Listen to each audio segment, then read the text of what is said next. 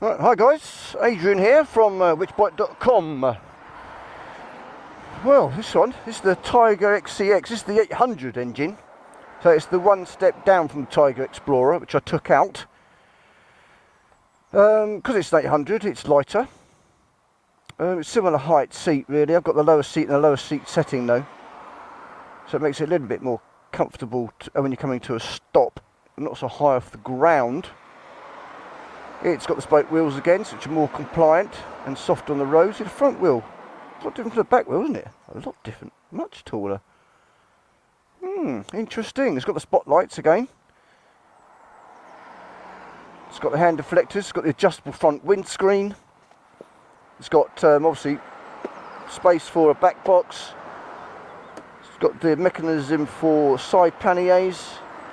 It's got some protection here. It's got this is removable.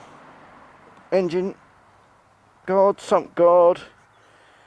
It's got a full stand, which is brilliant, centre stand. And it's got a bit of protection if you drop it where the exhaust area is. Tiger XCX. Again, that adventure touring style.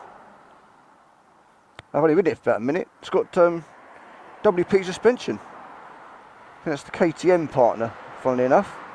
So this has got uprated suspension from the normal Tiger 800, this XC. I think it's about 500, 700 quid more, but it's got uprated suspension. And I think a couple other bits. So with this, obviously, I'd get the heated grips, I'd get the back box, panniers, I'd get the kind of package deal. So that's probably under negotiation. I don't think as the time as I speak this, which is May the 2nd or 3rd, not sure actually. There is no actual deal, so it might be worth waiting or negotiating to get everything you want on it at the time you purchase it. 9.5 grand, so it's 1,500 cheaper than the Tiger Explorer. Still a triple, of course. Standard exhaust. Yeah, pretty smart. Okay, let's take it for a little spin-o. See what it's like.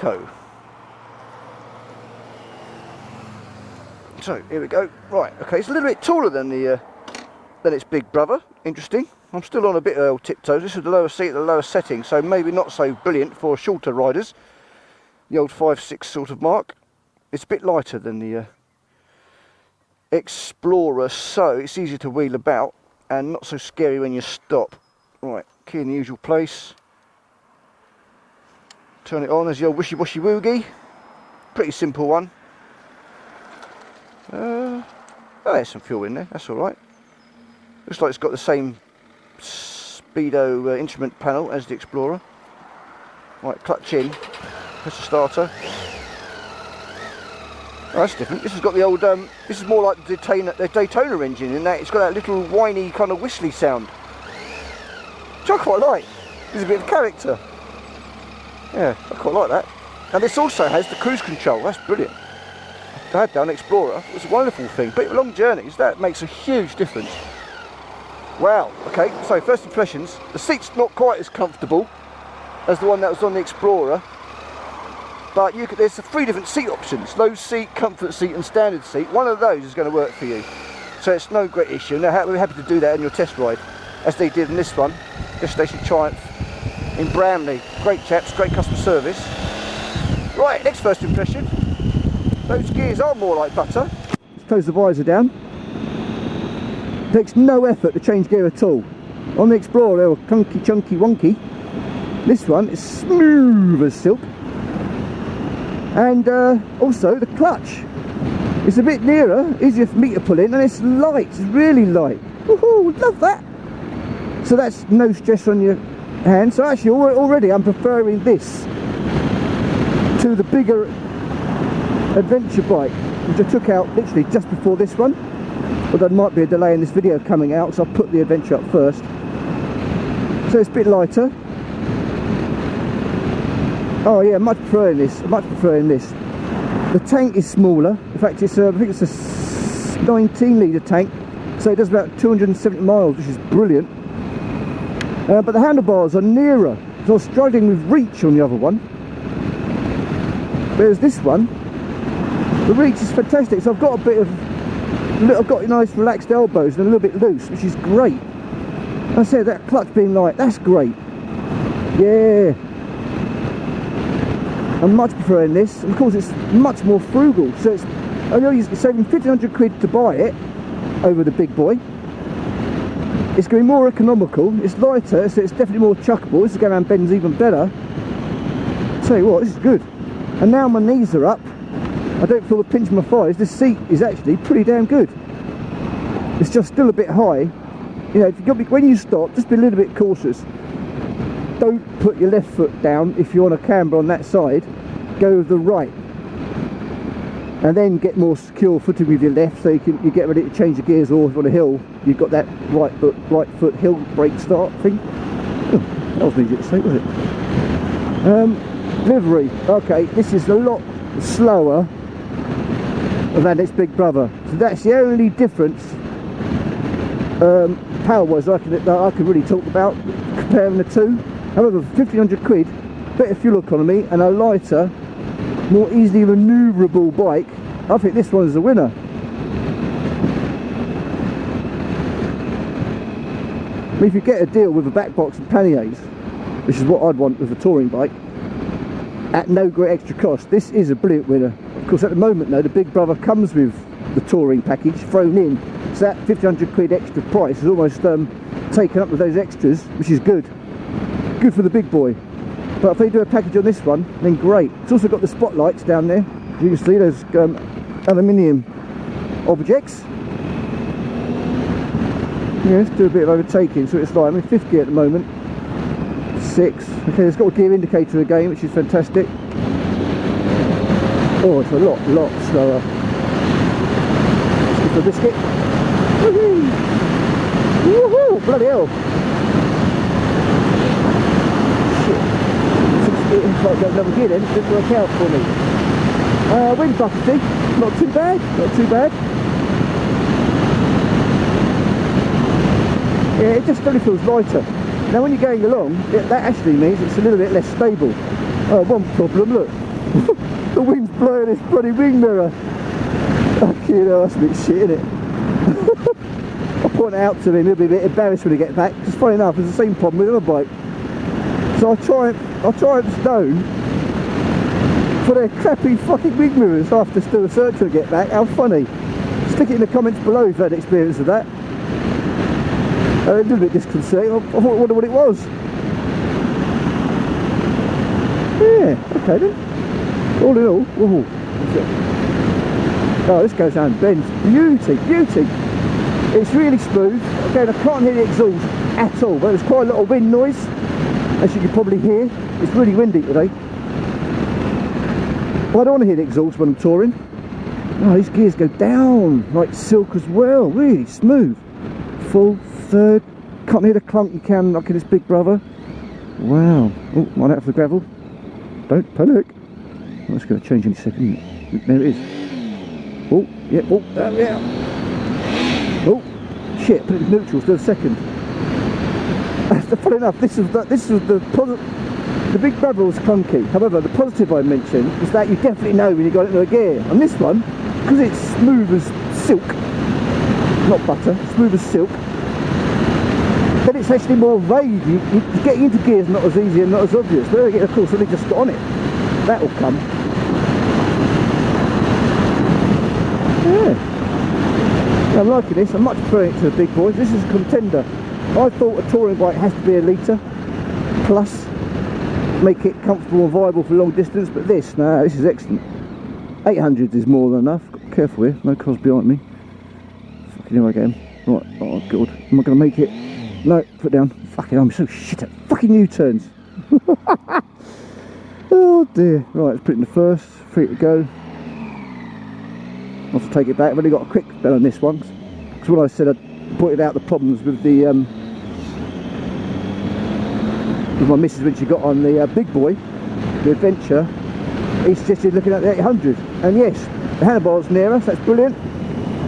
I feel much more relaxed on this one. no problems with the elbows, and also the seat is not as long, so the missus would in fact be closer to me. She felt she was too far away, not because she loves me dearly, but she felt she was sliding backwards and forwards, which she likes to be a bit more cosseted. She felt that was going to be more comfortable. So for me, the bombshell is that I prefer this as a tourer than the Adventure, the big boy. You know, 1050 engine, is it? I don't know. And it's okay, it's got a lot more power, a lot faster, but that's not what it's all about with touring. This is going to have enough power to manage touring, even with my heavy sorry love, Mrs. on the back.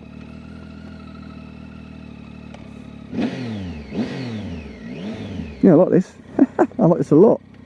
This is much nicer for me. So if you are going to look at the big boy, the Adventure, go on that and then take this out and see if you think it's worth, the Adventure's worth the extra money.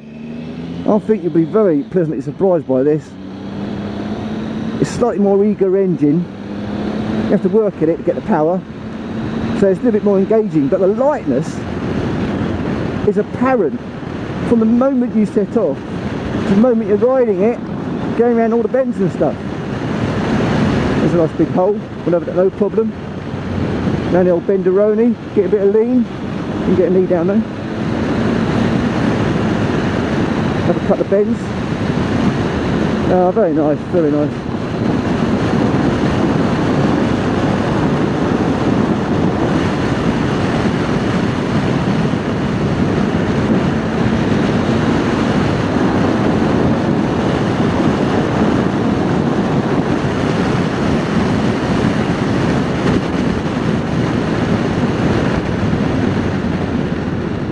Yeah. Okay, so things I like. You're nearer the handlebars, much more relaxing for me. The clutch is really soft and silky, so it's easy to change gear, no stress on my hand. You've still got the hand guards, which is good. You still get heated grips for it, which is great. It comes with the cruise control, which is bloody awesome. Just click it and it sets the speed, so you can take your right hand off. Very clear, high up instrument panel, so you don't have to glance down. That's brilliant. The shield, the front windscreen, not brilliant, but then again I haven't had time to adjust it this time. I found that with the Adventure I brought it towards me and it made a difference. Now you probably could do it moving, it's got the knobs there and there, left and right, but I don't think I'll bother.